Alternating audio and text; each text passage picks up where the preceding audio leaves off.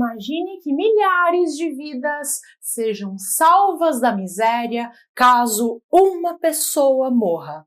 Imagine que alguém pudesse acabar com a vida de uma única pessoa e assim usar sua fortuna para encaminhar centenas para uma vida melhor. Isso seria justo? E se essa pessoa morta fosse alguém ruim e egoísta, que não fosse deixar saudade a ninguém?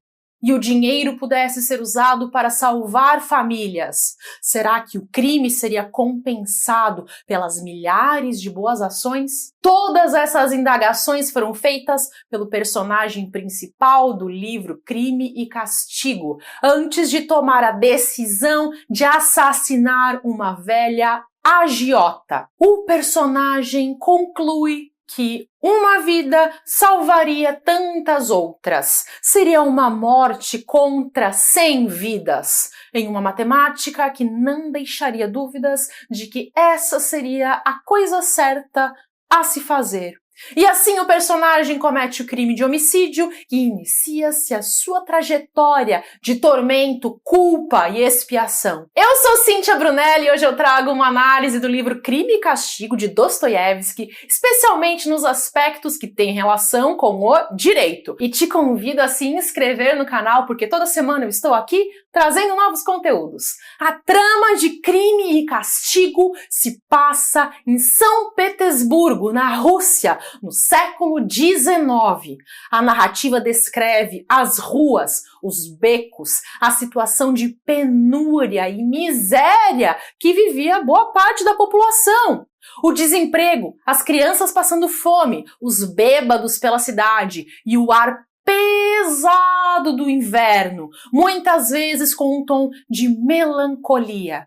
E página a página você vai sendo invadido por uma sensação de desesperança. Aos poucos nós vamos conhecendo também o que se passa na mente do nosso jovem protagonista assassino chamado Raskolnikov, antes de ter cometido o crime. Quais eram as suas angústias e preocupações? Antes de começar a explicar sobre Raskolnikov e a sequência dos acontecimentos, eu preciso que você tenha em mente que o livro Crime e Castigo não é maniqueísta. Você não deve enquadrar os personagens como do bem ou do mal, mocinho ou bandido. Não! O autor Dostoiévski vai mostrando os personagens como seres humanos. Então, às vezes você sente raiva, às vezes você sente pena, às vezes você sente afeto. Às vezes você se identifica com ele, às vezes não. Procure manter a sua mente aberta e sem apegos a maniqueísmos de bem e mal. Estamos entendidos? Então vamos lá. O nosso jovem protagonista assassino, Raskolnikov, era um jovem na casa de 20 e poucos anos que tinha apenas dinheiro para comer e pagar o aluguel do seu minúsculo quarto. E às vezes nem isso. Mas ele não era alguém de pouca instrução. Pelo contrário, Raskolnikov era estudante de direito e havia parado os estudos, trancado a faculdade, justamente porque estava duro, ele estava com pouco dinheiro. Ele vive um momento financeiro muito difícil e mal tem dinheiro para viver. Aí a sua mãe conta para ele que a irmã dele foi pedida em casamento por um advogado, que ela não gostava, ela não amava aquele advogado, mas ele tinha boa condição financeira e por isso ela aceitou o pedido de casamento para conseguir arrumar a vida. E também porque futuramente o Raskolnikov poderia trabalhar com esse advogado. Aí o Raskolnikov sente muita raiva dessa situação, muita raiva por saber que a sua irmã teria que se sacrificar em um casamento que ela não gostava, alguém que ela não gostava, por causa da família, já que eles estava numa situação financeira tão ruim. Ele sabia que ela não gostava daquele noivo. Aí ele ficou remoendo esses pensamentos sobre a injustiça de alguém ter que perder a sua liberdade por conta de uma situação de pobreza, e ele ficou refletindo sobre essas questões morais, e aí ele terminou formulando uma teoria. A teoria de que as pessoas estariam divididas em dois grupos. A das pessoas comuns e a das pessoas extraordinárias. As pessoas comuns seriam aquelas que nunca vão fazer algo grandioso na vida. Então a sua existência seria irrelevante e elas estariam subordinadas às leis. Já as pessoas extraordinárias, na cabeça dele, seriam aquelas pouquíssimas pessoas que poderiam fazer coisas que seriam proibidas aos demais, porque elas são mais evoluídas e representam o futuro. E aí ele pensa em alguns exemplos de homens extraordinários, como Newton, Kepler e Napoleão. E ele começa a filosofar sobre como seria se os grandes feitos desses homens só pudessem chegar ao conhecimento da humanidade caso fossem eliminadas sem vidas. Será que eles teriam o direito de passar por cima de certos obstáculos em prol de salvar a humanidade? Eles estariam acima das leis? Será que poderia haver o sacrifício de algumas pessoas comuns que seriam logo apagadas da história em prol de toda a humanidade? Então Raskolnikov começa a refletir obsessivamente sobre essa ideia de que haveria pessoas superiores que teriam o dever de cumprir com o seu projeto de vida e até de matar se fosse preciso, e que algumas pessoas estariam isentas de certas leis da moralidade por terem uma inteligência superior e grandes contribuições que poderiam fazer para o mundo. Raskolnikov se tornou obcecado por essa ideia e chegou até a publicar um artigo defendendo essa teoria. E a teoria começou a ganhar vida prática quando ele conheceu uma velha agiota chamada Aliona. O jovem descreve a agiota como uma mulher má, que cobrava pela agiotagem altos juros por mês. Ela emprestava dinheiro pegando objetos de outra pessoa como garantia, e se essa pessoa tivesse um único dia de atraso no pagamento, a velha tomava a garantia para si. Além disso, Raskolnikov ouve falar que essa mulher, essa agiota, a Aliona, batia na sua irmã mais nova e a tratava como se fosse escrava. Então Raskolnikov decide assassinar a agiota Aliona, com a justificativa de que matá-la seria um serviço para a humanidade. Com essa motivação humanitária, o jovem pega um machado, vai até a casa da agiota e comete o assassinato. Entretanto, logo após o crime, chega, por acaso, justamente a irmã mais nova dela, que flagra a cena.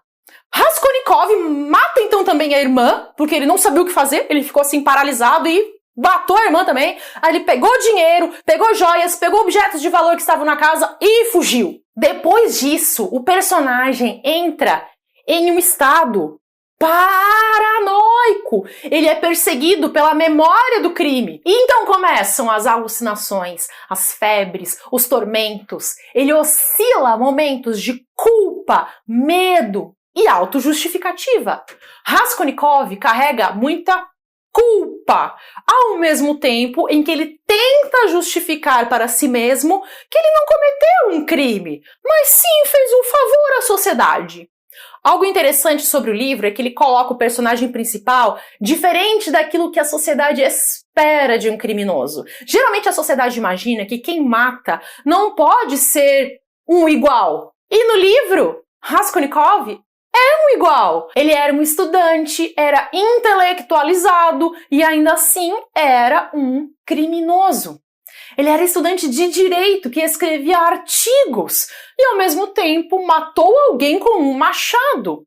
E ainda justificou uma ação animalesca e primitiva com um pensamento supostamente racional, de superioridade. Aliás, essa perspectiva de mundo, de que algumas pessoas seriam melhores do que outras, não ficou apenas no livro. Basta olhar para a nossa história mundial e observar as consequências que surgem quando uma pessoa acha que pode subjugar outra por algum argumento de superioridade. Seguindo na narrativa do livro, Raskolnikov sofre de uma mistura de sentimentos que o atordoam. E ele não consegue sequer fazer uso do dinheiro e dos objetos que ele havia furtado da agiota após o crime, porque ele morre de medo de ser descoberto. Ele acompanha as investigações e aí ele percebe que outro homem estava sendo acusado do crime que ele cometeu. E esse homem chega até mesmo a confessar, devido à enorme pressão do sistema judicial sobre ele. Raskolnikov sente muita culpa, aí ele não suporta mais aguentar sozinho essa situação e decide desabafar e contar o seu crime para Sônia, uma prostituta. O motivo pelo qual ele escolhe Sônia para se abrir sobre o crime é porque ele pensa que ela aceitaria a informação sem tanto choque, já que ela era, enquanto prostituta, uma pecadora e uma pessoa que era desrespeitada pela sociedade. O livro descreve Sônia como uma jovem de 18 anos, pequena, magrinha e muito pobre, cujo pai era desempregado, alcoólatra e que depois ainda vem a falecer, e ela se prostituía para auxiliar no sustento dos irmãos mais novos, já que a madrasta dela não conseguia fazer isso sozinha. Ela se prostituía em sacrifício, por amor aos irmãos mais novos. Em um certo momento, Raskolnikov fala para Sônia que ele não conseguiria se imaginar no lugar dela e que ele não entendia como ela aguentava tudo que ela passava sem pensar em se matar. E daí ela responde que ela jamais conseguiria pensar em se matar porque isso representaria a desgraça dos irmãos mais novos. Ela se prostituía porque ela esperava que assim Deus tivesse piedade e salvasse os seus irmãos da miséria. E aí Raskolnikov, ouvindo tudo isso, ironiza essa situação, dizendo que talvez Deus não exista, afinal, o que é que Deus já fez por ela? E Sônia pensava justamente o oposto. O raciocínio dela era o seguinte: se não existir Deus para dar esperança, em que é que ela se apegaria diante de toda aquela tragédia que era a vida? Pois bem, Raskolnikov confessou o seu crime para Sônia, achando que ela iria super entender ele, e ela ficou horrorizada. Aí primeiro ela tentou entender por que ele tinha feito aquilo. E daí ela perguntou, você matou a agiota por causa do dinheiro? Porque você estava passando fome? E daí ele respondeu que não. Ele falou que ele matou porque ele queria ser um Napoleão.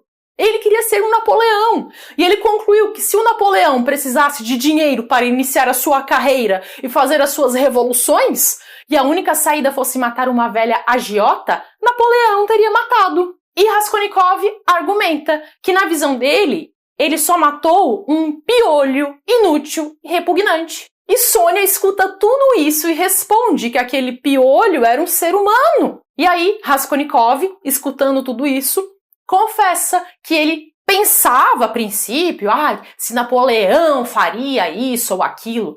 Mas a verdade é que ele sabia que ele não era nenhum Napoleão. Ele não matou a agiota para fazer uma revolução. Ele não matou a agiota para se tornar um benfeitor da humanidade. Na verdade, ele matou a agiota pensando em si mesmo.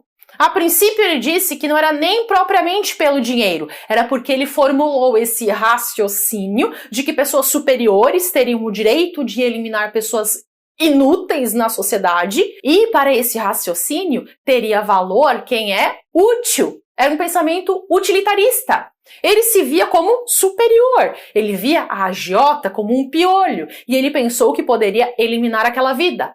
E agora ele via como ele era covarde e ele admitia que o crime também foi motivado pelo dinheiro, porque assim ele poderia concluir seu curso de direito, iniciar na advocacia e poupar a sua irmã de ter que se casar sem amor. Ao mesmo tempo, pensando um pouco melhor, ele refletiu que ele também podia ter continuado os seus estudos se ele tivesse tido mais afinco de procurar trabalho. A verdade é que ele passava muitos dias fechado no seu quarto, apenas tendo essa ideia obsessiva de que ele poderia matar alguém. Aí Sônia aconselha ele a encarar as consequências do seu crime, aceitar o sofrimento da pena e se redimir por meio dela, se entregar para a polícia, senão ele sofreria por toda a vida. No começo, Raskolnikov não aceita a ideia de se entregar, Mas após não conseguir mais aguentar todo o fardo que ele carregava, toda a culpa, todas as paranoias que andavam sempre com ele se entrega à polícia. Depois de se entregar para a polícia, Raskolnikov foi processado, julgado e condenado. A sua sentença foi até mais branda do que ele esperava. Apenas 8 anos de trabalhos forçados na Sibéria, porque contam a seu favor algumas circunstâncias. Ele já havia ajudado pessoas que estavam em situação de miséria, ele tinha bons antecedentes, ele não fez nenhum uso dos objetos ou do dinheiro que ele tinha furtado no crime, ele conseguiu devolver tudo e, por fim, no processo, chegaram à conclusão de que no momento do crime, Raskolnikov não estava em seu perfeito juízo.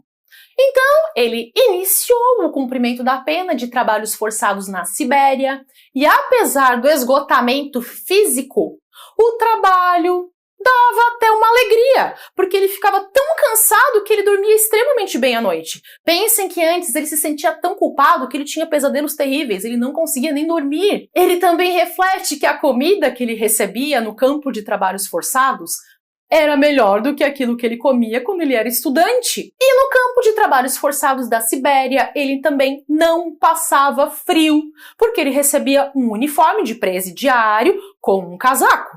Então a prisão não estava sendo tão ruim assim. Ele também ficava espantado por observar os outros presos e perceber como eles amavam a vida. E parecia até que no presídio eles amavam muito mais a vida do que quando estavam livres, porque agora eles conseguiam perceber o valor até de um pequeno raio de sol. E Sônia se muda para a Sibéria para poder visitar Raskolnikov no presídio. Aliás, uma coisa bem interessante, Raskolnikov não era bem quisto pelos outros presos, porque na opinião deles, Raskolnikov seria, digamos assim, colocando em uma linguagem atual, um playboyzinho intelectualoide que se achava. Mas os presos adoravam Sônia, porque como ela sabia ler e escrever, e muitos presos não sabiam,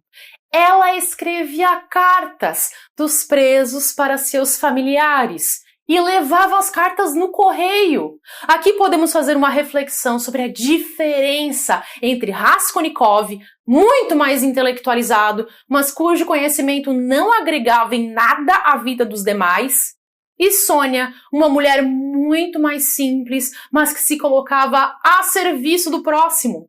Sobre seu crime, Raskolnikov já não se sentia mais culpado pela morte da agiota, e sim se arrependia por ter ido se entregar para a polícia. Ele conclui que ele poderia ter aguentado quieto, mas, de todo modo, cumprir a sua pena e recomeçar a vida parecia a melhor solução. Apenas seria uma espécie de expiação para ele se regenerar, aquietar os seus conflitos psicológicos e continuar a própria vida. O livro termina com Raskolnikov na prisão, com a Bíblia de Sônia, sentindo-se feliz porque em alguns anos ele teria um recomeço. E o narrador comenta que o personagem não sabia que a vida nova não seria dada gratuitamente e que ele teria que comprar essa nova vida pagando caro por ela. E o livro termina dizendo que aqui começa já uma nova história, que é a história gradual de renovação de um homem, a história do seu trânsito progressivo de um mundo para o outro, do seu contato com outra realidade nova, mas que a narrativa se encerra aqui. Como eu mencionei no início do vídeo, a história não é maniqueísta. Não temos bem ou mal, e é justamente isso que torna Crime e Castigo um dos grandes clássicos da literatura de todos os tempos. Os personagens trazem a complexidade que é própria dos seres humanos. Raskolnikov tinha muitas incoerências, o que é uma característica humana. Nós também temos as nossas incoerências, embora a gente nem sempre perceba ou admita. Uma curiosidade é que o próprio autor do livro, Dostoiévski, também foi condenado a passar alguns anos na prisão de trabalhos forçados da Sibéria. Alguns anos antes de escrever Crime e Castigo, ele foi acusado de conspirar contra o czar Nicolau I.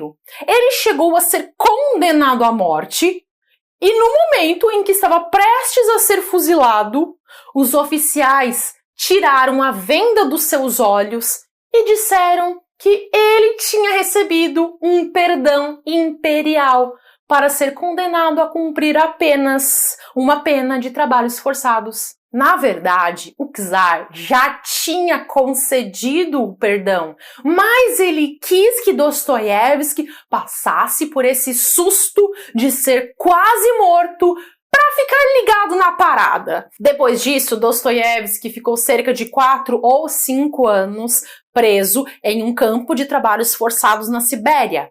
Em uma carta que ele escreveu ao seu irmão, ele conta sobre esse episódio do falso fuzilamento e sobre como isso fez ele despertar para a vida. E nessa carta ele reflete que a vida é vida em qualquer lugar. A vida está em nós mesmos e não fora. Ele conta que naquele momento, antes do fuzilamento, ele pensou sobre como ele perdeu tempo com besteiras que não tinham importância nenhuma. E que o objetivo da vida é permanecer sem perder a coragem e sem cair no desânimo. Aconteça o que acontecer, porque a vida é uma dádiva, a vida é uma felicidade e cada minuto poderia ser uma eternidade de felicidade. É com essa mensagem que eu quero encerrar o vídeo de hoje. Após ter sido quase fuzilado e de ter passado anos em um campo de trabalhos forçados, a conclusão de Dostoiévski foi que a vida é uma dádiva em quaisquer circunstâncias. A vida está dentro de nós e não fora. Agradeço a sua companhia até o fim desse vídeo. Te convido novamente a se inscrever no canal e se você quiser dar continuidade aos seus estudos, te convido a assistir a mais conteúdos. Vou deixar aqui uma playlist para você clicar e assistir. Até!